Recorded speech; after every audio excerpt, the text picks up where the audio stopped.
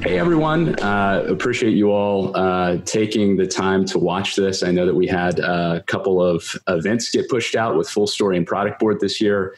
Really excited to do that maybe later this year, fingers crossed, but really excited to have Marty Cagan with us to share his thoughts and opinions on kind of the present moment and some of his thoughts on product strategy and objectives. So Marty, thank you again for being with us.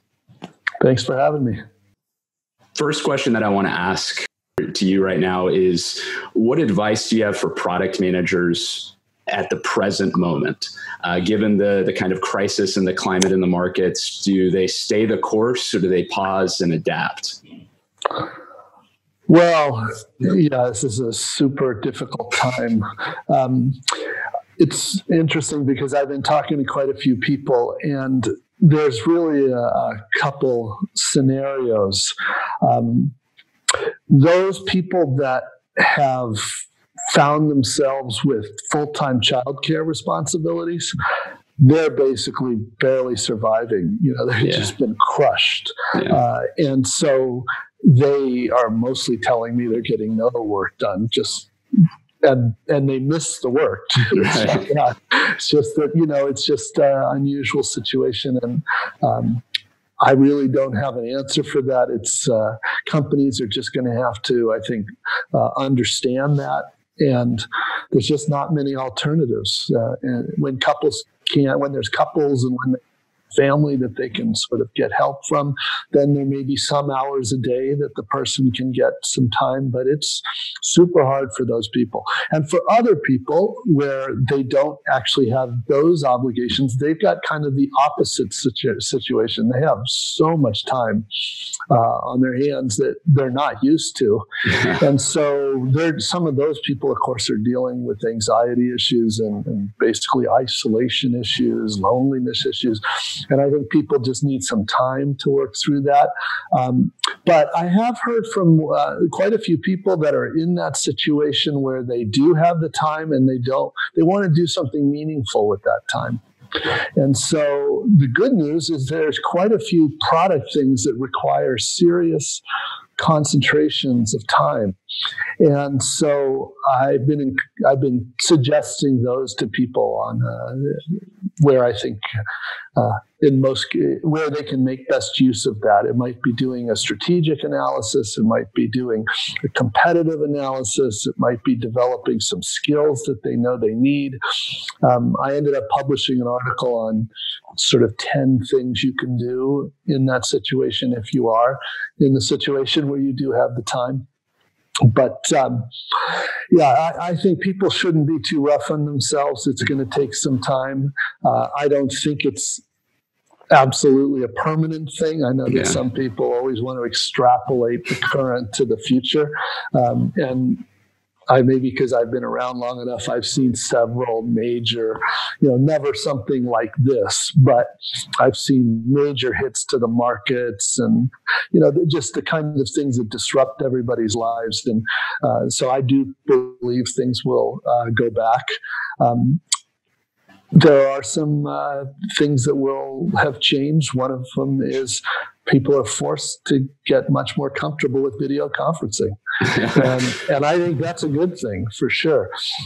People are also realizing the inherent limitations as well. So there was a lot of sort of Pollyanna-ishness about how nice it is to work remotely. And I think people are realizing, there's some real challenges to working remotely. And so there's upsides and downsides. And so you have to really manage the downsides. And so I think people will be changed, but they'll be educated. They'll have a better appreciation for what they lose and what they gain when they're remote.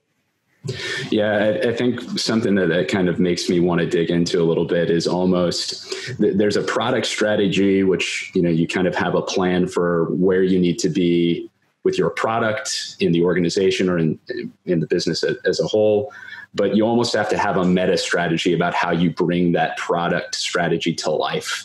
And it almost seems that strategy has to change to accommodate for the current situations. The fact that you're not co-located with your teams, the fact that individual team members might be saddled with, obligations that they would otherwise not have. And so I guess one of the questions that I would ask is, as that team topology changes, how do you navigate that in the current moment? Well, to make forward progress. I understand for sure. I've been having some discussions with product leaders about this. I think it helps to consider whether it's discovery or delivery activities. So discovery activities, those are the ones that really benefit from co-location. Delivery activities, you could argue, benefit more by remote. There's a lot less interruptions. Well, again, with the big caveat of childcare, but you can, if you have the right environment, you can get a lot of really good delivery work done. So it kind of depends there. This is what I was alluding to before. Some of the CTOs and head of products have already noticed that throughput in the organization has gone way down. And my answer to them is just, you're crazy to expect it not to. For one, you just have to give people a chance to digest all this. Most people are following the news more than they're following their work. And so I think that's what's going on there. And they just need some patience. It is also true that, if you have a product strategy and it depends on solving hard problems and delivering those, well, if the solving hard problems part is going to probably be slower and less productive, in the sense that you'll probably get less out of the teams over a year. And on the delivery side, you might, if things go well for you, you might get more even. So you kind of have to look at those teams, set your expectations. I don't think it necessarily changes strategy, or it's not at least obvious to me, because the strategy, I think, is still the strategy if you have a good strategy. It just might slow down the ability to deliver on that strategy. That's fair. Maybe stepping back from the present moment and just kind of going back to some of the topics that you've covered in the past, I think one that probably drew a lot of controversy was the product teams versus feature teams kind of delineation. And I think, a lot of what I've heard at our events is that people really love the concept of an empowered product team, but don't know how to get executive buy-in on making that happen, I guess is the easy way to put it. And I think there's often a question of, is there something I can be doing as a product manager or even a product leader to help guide the organization to that model? If so, what are those steps, even if they're baby steps to get there? What would your advice be for those leaders and product managers? Well, I will sort of preface this by saying over the last year, this is my favorite topic. Sure. I think it's the most important topic because, like you said, so many teams that I've found when sort of get out of my bubble here, the teams are really feature teams. Yeah. And as such, they're really doing almost no innovation. And this is, I think this is just a huge waste of humanity and just intelligence and potential. And so I would love to do anything I can to kind of help teams move. I did agree about 6 months ago to write another book on this topic. So this is exactly the topic. Okay, so if you're feature teams and you want to become a true empowered product team, you want to start working like Amazon and like Netflix and like Google, how do you really do that? And at the highest level, well, first of all, I would acknowledge this is not easy change. Yeah. So if anybody's thinking, a lot of companies thought they'd get this by moving to Agile, which of course it doesn't. You should move to Agile, obviously, if you haven't, but it doesn't tackle any of this. So it's a much bigger issue than that. That's why so many companies got nothing out of their digital transformation, because that's what they thought it meant. Yeah. But anyway, there's three big things that need to happen. the first, and you mentioned really the heart of it, you talked about product managers and product leaders. The product leaders are really key here. Yeah. Everything really points to them. So first thing is you can't really ask the executives of the company, including a CEO, to be willing to go along with this kind of transformation if you don't have product leaders that know how to do this. Because they won't trust the product leaders enough to give it a chance.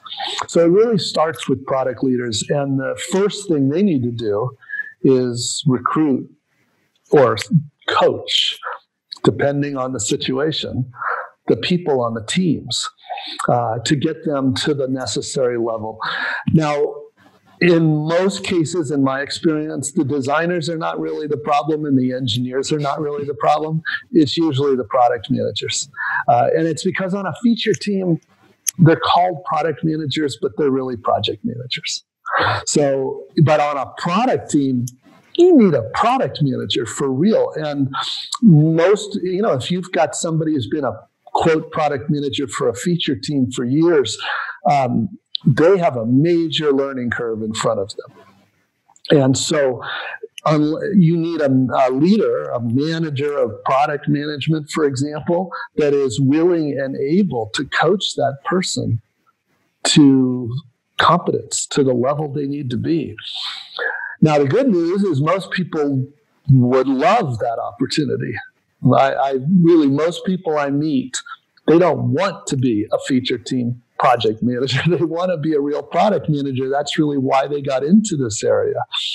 Not all. There are some people that came into it from very different. They were like a business analyst, and they moved to Agile, so they took a CSPO class, and all they learned really is how to administer a backlog. They really have no interest or even knowledge of a real product manager role. So I'm not saying everybody, but in my experience, most do want that real job. They know that's what they want to make, the kind of contributions you can make at a company that uses this. So the leaders need to raise the game. They need to raise the bar so that the teams are capable of being a product leader, an empowered product team. The next thing they need to do is, and this is where the product leaders, earn a lot of their salary. They need to redefine the relationship with the business. Now, you don't have to do this all at once. You can do it on a per product team basis. But let's say you've got a product team that you've raised the bar on, and there's a competent product manager working with a strong designer, working with a strong tech lead, and several engineers, and they are ready for some real work. The product leader then has to go to the key executives, key stakeholders, and really reintroduce this team to them. And the way I'll describe it, I describe this a little differently if I'm talking to a CEO versus a vice president of marketing versus a product team. But talking to product teams, what's really going on here is in a feature team model, the teams are literally set up as subservient to the business. They are there to serve the business. Of course, in a real product team, they're not there to serve the business. They're there to serve customers in ways that customers love, but also work for the business. So we're not dissing the business. We're just saying what it really means is we're moving from a subservient relationship to the business to a partnership with the business, a true collaboration with the business. Now, that will only fly if the product leader has that trust of the leaders across the company, and if the product managers have stepped up and done their homework. When I say done their homework, there's a list of things that every product manager needs to do as they onboard. But right at the top of the list is becoming an expert on the company's customers and also an expert on how the company works When I say that, it means like, how does it market? How does it sell? How does it finance? How does it monetize? What are the privacy constraints? What are the compliance obligations? They need, if a product manager doesn't understand this, I mean, it's really ridiculous to think that the executives would ever trust that product manager. But if they've done their homework, then this is precisely the partner the business needs. So that's the second big thing. There's sort of one other, which is more laying the foundation for all of this, and that is, and this also usually comes from the leaders, which is to educate the company of the role of technology. Because a lot of what's fueling the whole feature team thing is how they view technology. Do they view it as a necessary evil, an expense? Or do they view it as really what powers the business, what powers their products and services? This is the easiest thing to spot. For me, I just look at the engineers, talk to any one of the engineers, and I can tell how the company thinks of it. In a feature team company, engineers, if it is up to most of the executives, they just outsource the stuff to Accenture anyway. But of course, in a real product team, in a real product company, they would never do that. There's really nothing more powerful than an empowered engineer. And so the engineers have a very different role in the company. But it's really true to product and design as well. It's just that it's most visible with engineers. Yeah, and I think that's something that's interesting, is there's that relationship between the product team and the rest of the business, but there's also the relationship between the product managers and the engineers and the engineering managers, and that needs to be one of trust as well, it seems. Absolutely. In fact, but this is just another one of those consequences of a feature team. Yeah. This is no secret what I'm about to say here, but in a feature team, the engineers and the designer rarely have much respect for the product manager. Yeah. The reason I say that is they literally don't. They ask me, what is the point of these people? They don't understand, because they see them doing a little bit of project management. They're thinking like anybody can do that. The designer could do that. The tech lead, the engineering manager, dev manager, they can do that. Do we really need somebody separate for that? And even when they try to do it, a lot of times they don't have the skills. They don't have that homework we were talking about. They hadn't done that. So they're really not adding the value. And so they don't have that dynamic that we're getting at. And they need that. Absolutely need that. So in a real product team where the product manager is bringing a very different contribution, something that the designers don't have and the engineers don't have. And so it's usually a very different level of respect and collaboration between the members of the team. Yeah, I want to go back to something that you said earlier, because you kind of mentioned the whole move to Agile and digital transformations. And I think what I see a lot of is people struggling with really doing Agile the way it's supposed to be done. I mean, you see a lot of success theater and sprint ceremonies that are followed, but the spirit is not really met. Do you have any advice for product managers who feel like they're kind of deviating from that Agile way of doing work, and not the Scrum guide per se, but the spirit of Agile, of working kind of incrementally and iteratively towards an outcome? Yeah. So, first of all, I definitely see what you're see this all the time, but I have realized there's really two manifestations of this. One is even worse than the other. The first is there are way too many companies out there that, the rituals of Agile are easy. The rituals of Scrum and Kanban are easy. But I find companies doing that, but still releasing like once every 10 weeks. That is not, they're not even getting the most basic benefits of Agile.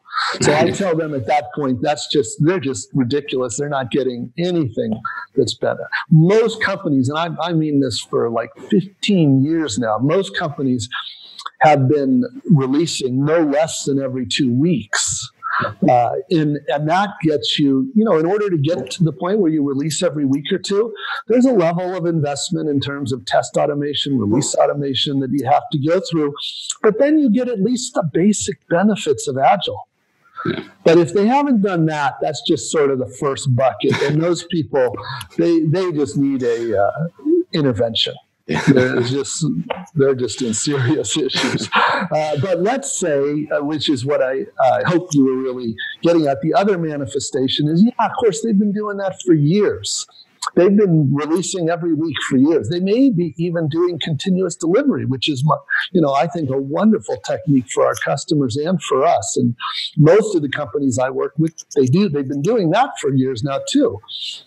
But that doesn't mean that they're Agile in the spirit you're getting at. And that's usually because they are feature teams, and because how Agile can it be if you're given a quarterly roadmap? Mm-hmm. That makes no sense. So the other half of really the spirit of Agile is, are you able to really figure out how to solve problems? That's the part that doesn't really get talked about much, because it's not in the control of the engineers. That's why. And it's empowerment.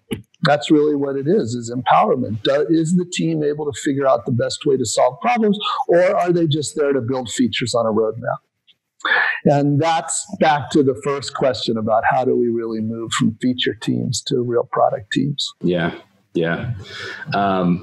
Something else that I've also seen at that kind of breaking point between feature teams and product teams is how the product relates to other organizations in the business. So the cross-organizational alignment between, let's say, for example, product and marketing.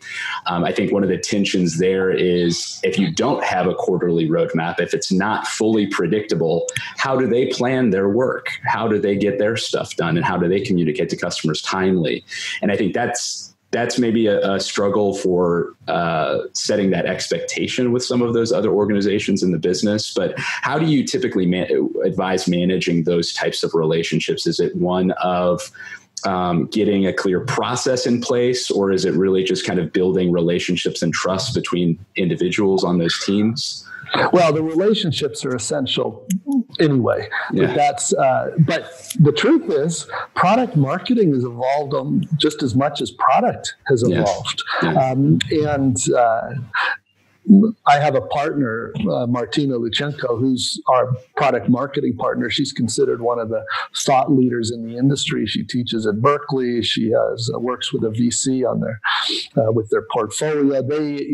And there are, in fact, techniques to do good product marketing in the world of continuous delivery.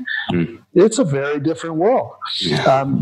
And it takes, honestly, a more savvy product marketing. They have, we can go into the techniques. She's written quite a bit about this, and she's actually writing a book about this.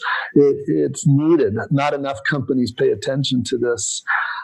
But just like every area, really, sales has changed, finance has changed. All these areas have changed in the, if you look at best practices. But product marketing absolutely had to, for these reasons. Now, there are still times where, let's say, product marketing is doing a big commercial. They're going to spend a bunch of money to promote something. All the sporting events are getting canceled right now, so I don't even know when the next big event is going to be. But normally there's a deadline there, and they need to know if this is going to be ready by then, or what's going to be ready by then. And we have a long-established technique for that. It's called a high-integrity commitment. We need to figure out if and when something is going to happen, and what will they get. And so marketing knows what they can count on. Now, that comes from the product team, but they're told, look, you can count on this as long as it's May 1st or later, you can count on this. And we'll show you a prototype before that, and you can start your marketing campaigns and planning. But that's just reality. In any real business, there are some of these real constraints and dates. Yeah, I think the high integrity commitment is something that you've brought up a lot in your writing. And I think one of the things that some teams struggle with is really getting that high integrity commitment from the team. Because I think it can sometimes feel like this probably goes back to product teams versus feature teams, right? Where you're trying to negotiate an estimate with an engineer who hasn't had enough time to do discovery and really vet out what timeline it's going to take to build it. But maybe that's really the core of it is moving it's to not more. So much. I mean, look, if you're a feature team, you're not even going to be given the chance to do a high integrity commitment. But if you're a real product team, then the question is, how do you do that? If an engineer is not giving the time, then that would by definition not be considered a high integrity commitment. It would be a low integrity commitment, or also known as a guess, right? Yeah. But if you did need to come up with something, high integrity commitment means we know what we will deliver and we know that it will work. So it's not just that it will deliver it, but it'll actually do what it needs to do. And in order to do that, there's almost always a feasibility prototype that the tech lead, one of the engineers, has to do. Otherwise, we don't, unless it's trivial, we don't trust it. The engineer doesn't trust it, the product manager doesn't trust it, and a smart CEO won't trust it. So I always tell, look, unless we can see a prototype, we're all crazy to trust any of this. So, otherwise, estimates, story point estimation is just ridiculous and nothing like what we're talking about in a serious product company. Yeah. So there's kind of another topic I wanted to touch on with you. I think, at least personally in my career, I've seen team topology. That's kind of a phrase that I've kind of stolen from you in one of your articles about team composition, but it's one that's kind of stuck with me. And it kind of comes down to the skills and the specialization of the individuals on the team. And I think, typically when people think of a product team, you've got the product manager, you've got the engineers, you've got design, but I don't often see the nuance on the engineering team of specializations and how that can cause friction on a product team. So an example being, if you've got a full stack engineer, that's an asterisk. They're a wild card. They can play wherever they need to play. But if you're working maybe in a mobile environment and you've got iOS specialists, Android specialists, backend, you've got a little bit more of a complex team that you have to account for. How do you advise those teams go about doing discovery and delivery when the delivery is often kind of lopsided? That might be more front end. The work that we decide we need to do this quarter in order to achieve our outcome is going to be super front end focused, or it's going to be super back end focused. How do you manage that kind of balance? Well, normally, and just for the record, so Team Topology, there's a book that came out a few months ago called Team Topology, and written by a couple guys that I met that come out of the DevOps world. And I love the term. Also, I thought the term resonated for me because we had always just described it as team structure, team scoping, which is pretty nebulous. And so I like the concept, the term. It means the same thing, but the term topology. But what you're really getting at is there are many different ways to structure your teams, or many different topologies. And one of the big factors that we look at is skill sets necessary for, the highest order thing is you want every product team to have clear ownership of something. And of course, if it's a true startup where the company is one team, it's easy. But once you get 10 teams or 100 teams, then this is a much more complicated problem. And when you want the product team to own something, each team, and based on what they own, that will imply different skills that are needed for the engineers. With a lot of teams, they don't even need any front end because they're all like microservices-based teams. It's all APIs. So, and other teams, it's like all front end because they're doing an experience. And in fact, all the back end stuff is done in platform teams, so they're more consuming those services rather than creating them. And the point is, that's a particular topology that will imply different skill sets. The main thing is when we come up with that topology, and just to be clear, that's the head of product and the head of engineering doing this together. Those are the two that have to put their heads together for this. We're looking at that. So I remember, this is not really the case so much anymore, but a few years ago, one of the skill sets that was in such short supply was iOS and Android native app experience. And so what was the result? Most companies just had one team doing all the native app stuff, not because they thought that was the right way to do it. It's because they're like, we've got literally 2 people that know how to do it. So we've got to basically make them a team and throw all the native app work on them. And they're like, we know that's not the right solution long term. And today that's a lot less common. Today we've got many engineers that have this expertise, and we're able to basically put that native work in any team we want. But the same situation is going on right now with machine learning technology. Companies have maybe 1 or 2 people that know it, so they obviously can't put somebody who knows that in all the teams they'd like to. So they're designing this into their topology. So this is normal. I think it's just practical is what it is. It's not ideal, it's just practical. Yeah. How often is there a metaphorical earthquake in that topology, if you will? Because I know stable product teams is something that you have emphasized is very important. And I've seen that adhered to, and I've seen it completely disregarded where, teams are changing all the time. And so if you do have, let's say, that one ML engineer that's like really hot commodity that's trying to get kind of bandied around, that's not really a recipe for a stable team. No, but you could create a team that does the ML work. Okay. And then that becomes a platform team that the other teams are dependent on. And that's what usually happens.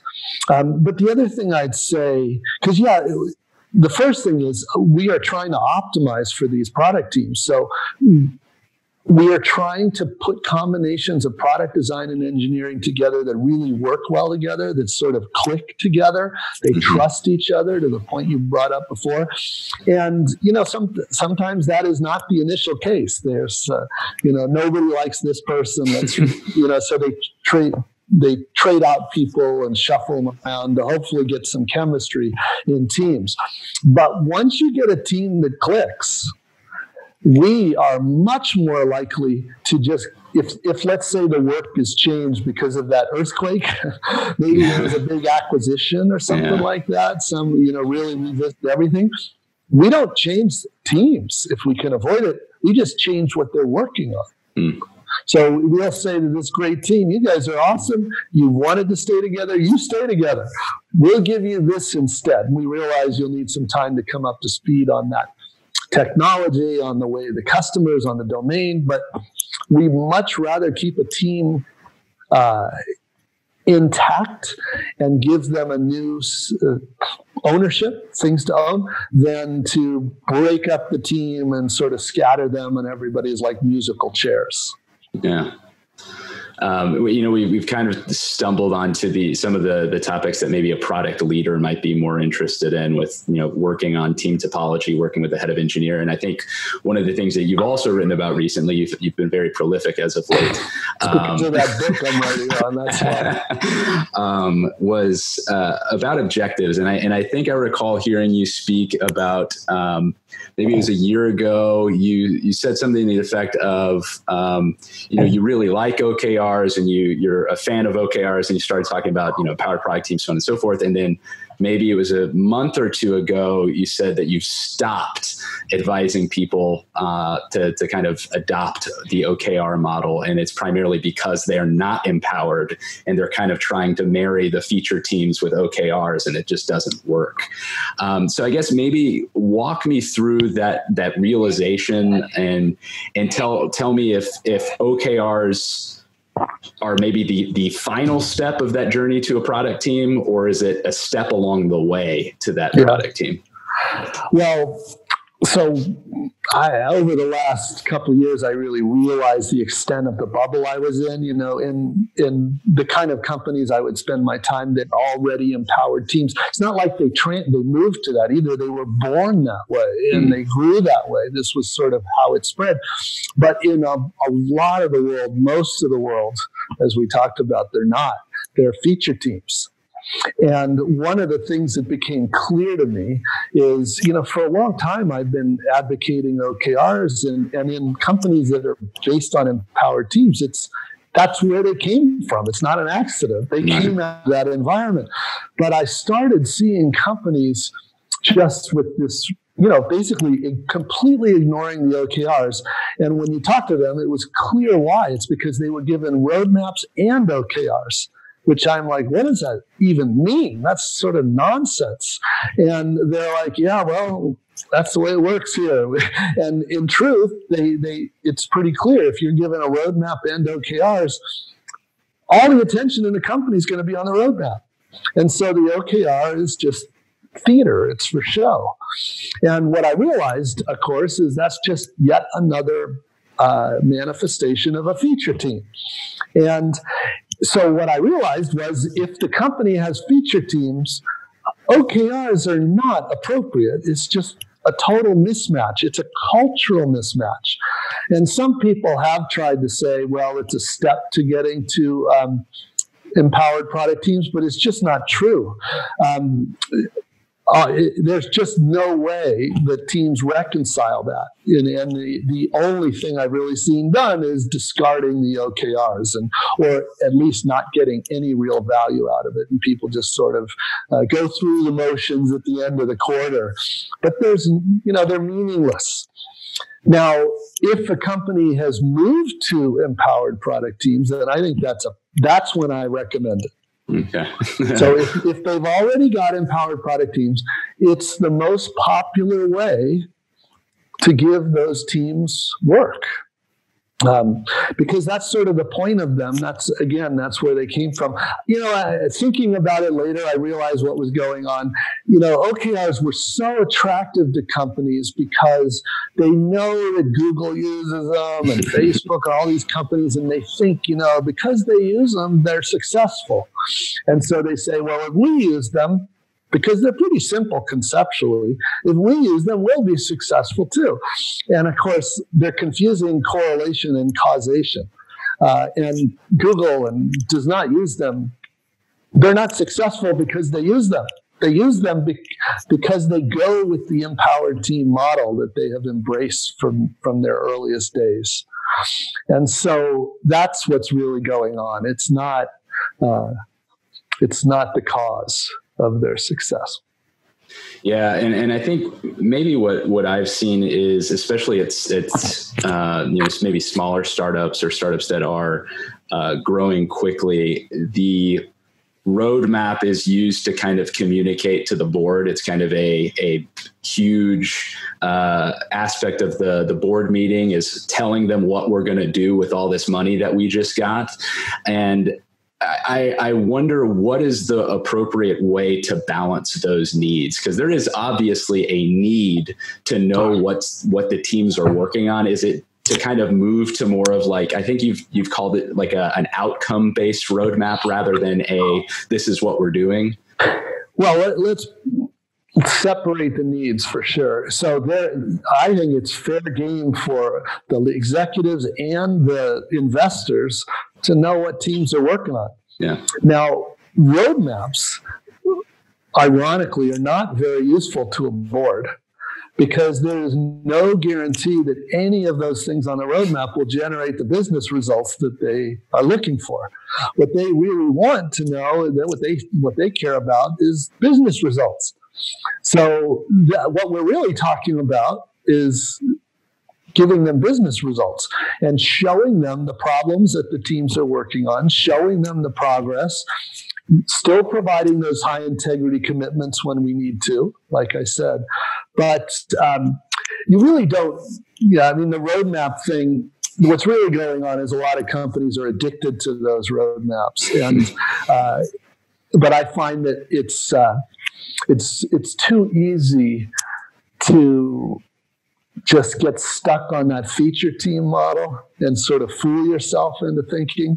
You kind of have to rip the Band-Aid off there. And so, but that does not mean that you don't share what you're working on. You don't let the executives pick what you're working on. You're just asking them to pick the problems they want you to solve rather than the features they want you to build. And in exchange, they're getting teams that are actually accountable to the results.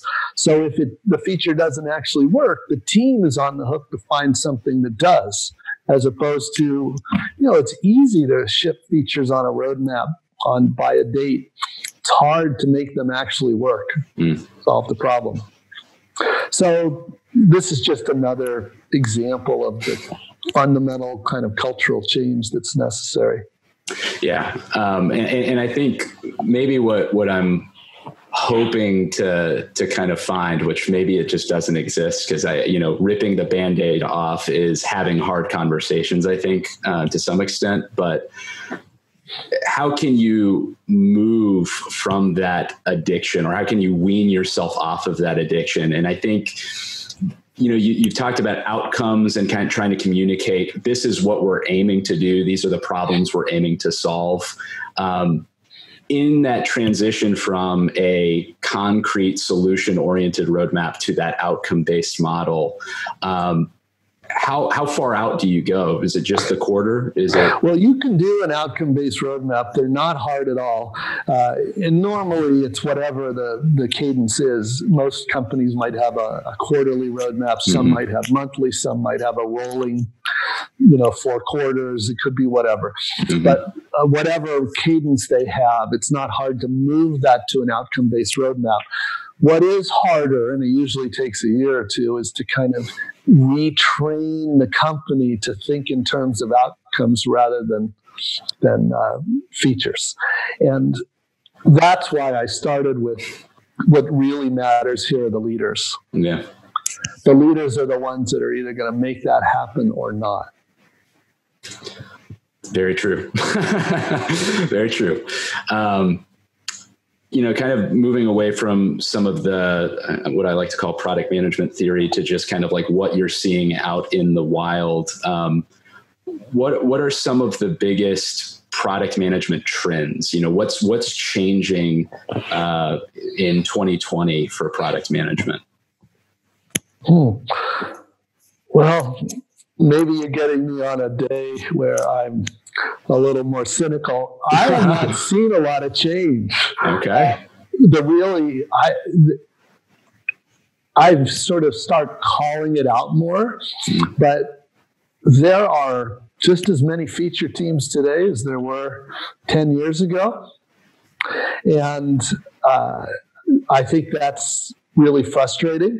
I think I understand the reasons. There's the companies that get this are relatively small compared to all the ones that are out there. And, there's a lot of companies that are pre-internet and the big ones. And, you're in Atlanta, right? And my understanding is there's a lot of companies in Atlanta that are, really not originally tech-powered companies. Sure.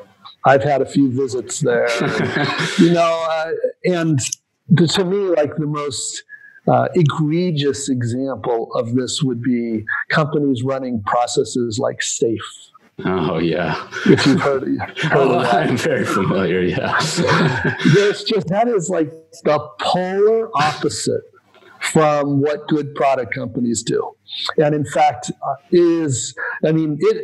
SAFe makes feature teams look like a beautiful destination. That's how bad they are. And that's what a lot of companies do. It's hard to it's hard to, not be a little pessimistic when you see companies out there. Now, I understand why the leaders bought into that marketing pitch, because it's the same marketing pitch that was done for Waterfall for years, and it's just new buzzwords. And at one level, I feel like they deserve what they get. They really deserve it, because these are leaders that are really deficient. And so if they believe that pitch, well, okay, that's natural selection, and this is how our industry works, and Amazon is going to eat their lunch. And the others that are good at that, Amazon's just they're better at it, and they're more aggressive than most, so they'll eat their lunch. And so that's that kind of stuff goes on. I would like to say there's much better progress.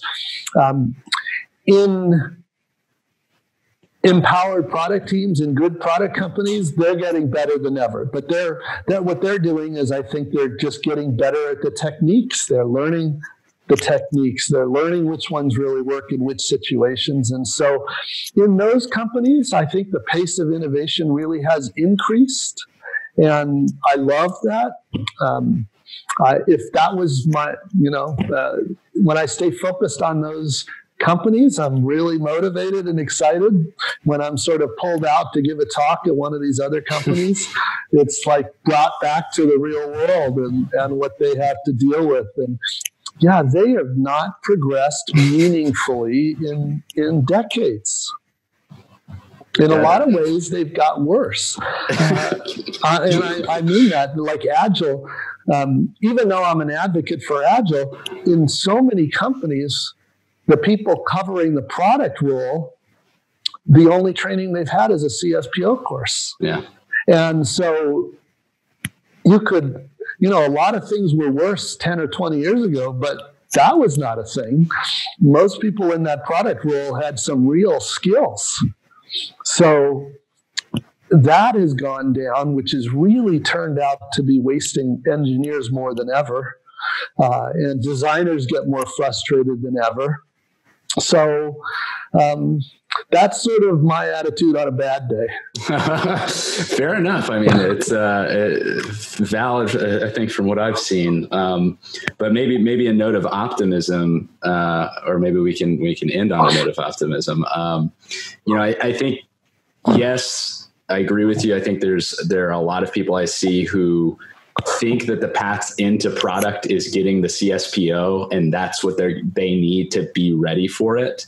And I really try to give a lot of people advice on, like, that's not it. That's not all you need.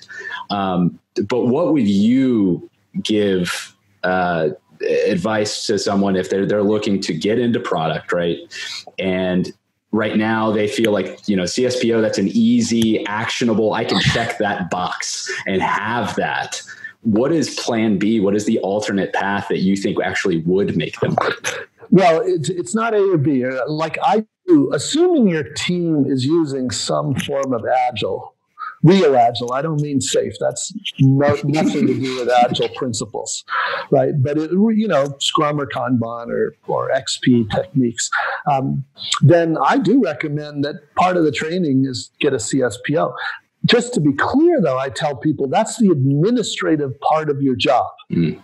It's like 5% of the job. It is not the job. It's just like we have, engineers are trained on test automation tools. Well, that's not really the job, but it's part of what they have to do.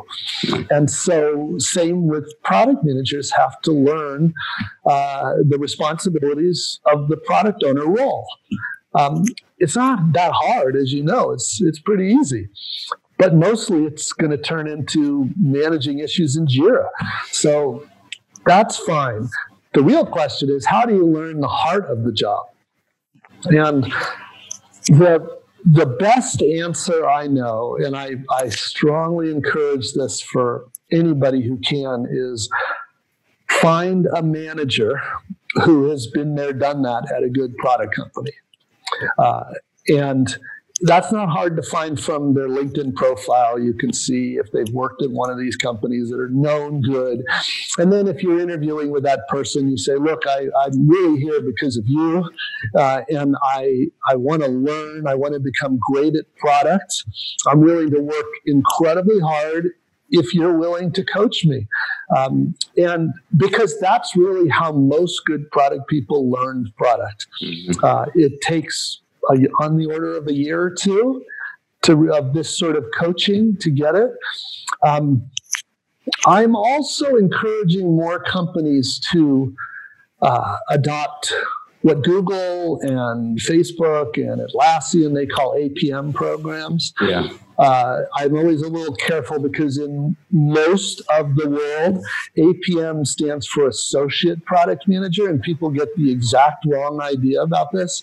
An Associate Product Manager is entry-level product manager, right? That's something where they're clearly not qualified to be a product manager. On the other hand, in these programs, which are really apprenticeship programs, they are probably going to come out of this at the level of a senior PM, not an associate. They're very strong people. So I'm encouraging companies to institute these kinds of programs because really all they need is one very strong product leader who is then willing to coach even people that don't report to him or her. Or even if they don't have that, there are places that can coach their people. So it's more like, hire an executive product coach who does have this experience and can coach them. But one way or another, I'd like to see more companies do that so they can raise the bar on their product people and their executives start to understand what is really meant by that role. So that's another way to get the real training. So there's several ways to do it. And of course, there are books and there's increasingly, there will be online offerings, but so far the best offerings are still in person. Sure, on the job. Well, Marty, I want to thank you for your time. Thank you so much for this. This was great. I think our community is going to really appreciate it. For those of you who are watching, Marty's got a book, Inspired. If you haven't read it, and I don't know where you are, maybe in quarantine, because it's definitely a good one. But thank you all, and thank you again, Marty. Thank you. Yeah.